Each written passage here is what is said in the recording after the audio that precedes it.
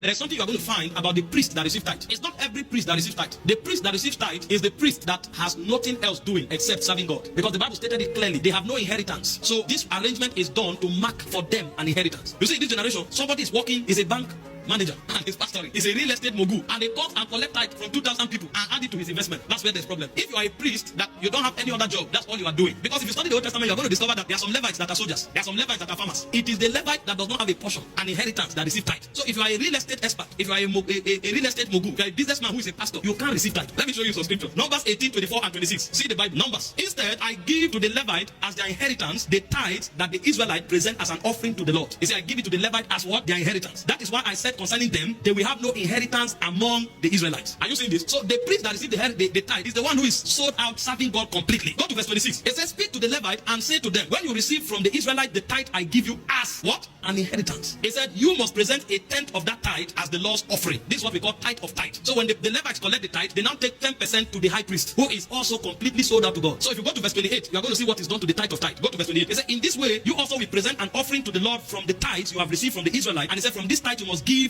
the portion to Aaron, the priest. So this is one of the administration of tithe. There are many businessmen who are pastoring today. They collect tithe and go and invest it in their business. That's not right. It's not every priest that receives tithe. And I will show you why, because there's an administration for tithing. Let's look at the administration a bit. The first administration is that tithe is for the welfare of the priesthood. And that scripture we read already shows you they don't have an inheritance. They don't have a farm to go to. They don't have a business to run. They are serving the altar all the days of their life. So part of the tithe is for their welfare. But it's also not just for their welfare. Another administration of the tithe is for administration and the running of the operation of the house of God. You'll see that in Leviticus or Deuteronomy 12, 11 to 17. Deuteronomy 12, 11 to 17. Those of you who are ministers here, learn this. Don't collect tithe and go and invest it in your real estate. If you have a job, you can't take tithe. I will tell you where the tithe will go to. Any priest who is overseeing a house and has a job, the tithe is taken to the house of God. It is put in the treasury of the church. It doesn't go to the priest. The only priest who can receive tithe is one who has nothing doing. So that the tithe represents his welfare and the company of the priest. And then number two, the tithe is used for the service of the house of God. He said, then to the place the Lord your God will choose as a dwelling for his name, there you must bring everything I have commanded you. Your burnt offering, sacrifices, and your tithes and special gifts. You see this? So it's possible to have a priest who has a job. It's possible to have a priest who is doing something else. If that is the case, the tithe is brought to the place where God has named his name. Go to the next verse. He said, and there rejoice before the Lord your God, you, your sons, your daughters, your male, your female servant, your Levites, and your town who have no allotment or inheritance of their own. Next verse. He said, be careful not to sacrifice your burnt offering anywhere you please. It's where God names his name that you take it, including the tithe. Next verse. Offer them only at the place the Lord will choose in one of your tribes, and there observe everything I've commanded you. I'm taking you to a verse. Go on. Nevertheless, you may slaughter your animals in any of your town and eat as much of the meat as you want, as if it were gazelle or deer, according to the blessing the Lord your God gives you. Both the ceremonially unclean and clean meat may you eat. Next verse. He said, but you must not eat the blood. Pour it out to the ground like water. Next verse. He said, you must not eat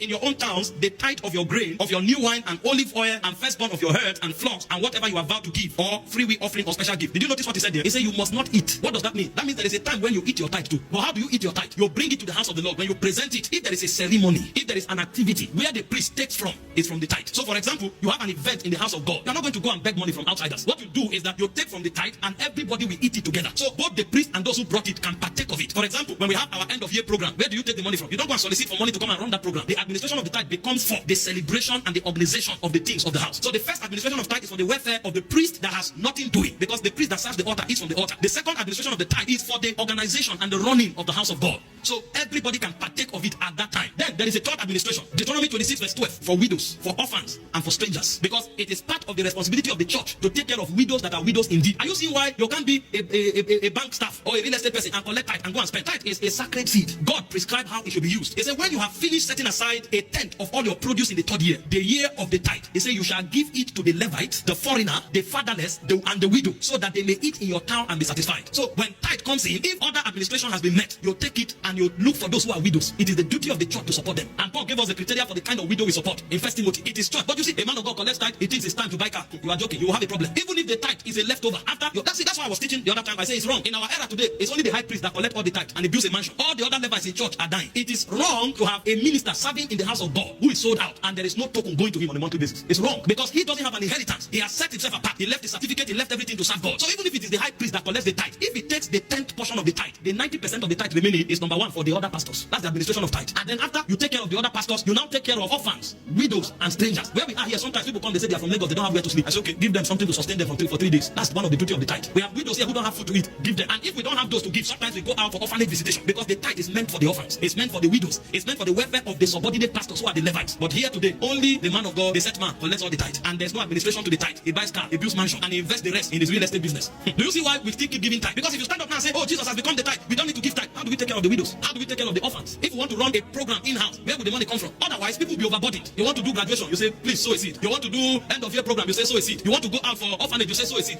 Is it every day they are giving? People will run away from the church. This thought of giving every day, what is going on? So God creates an administrative buffer to run his program without becoming overbearing on the parishioners. This is how tithe is administered.